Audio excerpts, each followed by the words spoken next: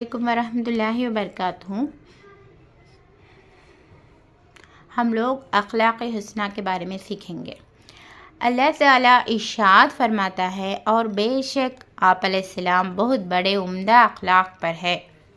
رسول اللہ صلی اللہ علیہ وسلم نے فرمایا کہ جتنی چیزیں قیامت کے دن ترازو میں رکھی جائیں گی، ان میں سے ایک چیز بھی حسن اخلاق سے بھاری نہیں ہوگی، اور اچھے اخلاق والا اس کے ذریعے روزداروں اور نمازی کے درجے تک پہنچ جاتا ہے۔ ترمذی شریف کی روایت ہے یہ۔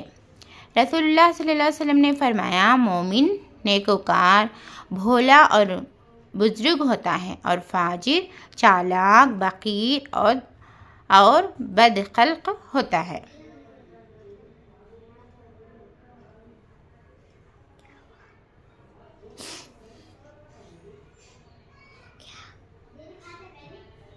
ہو گیا، 1 منٹ بولو۔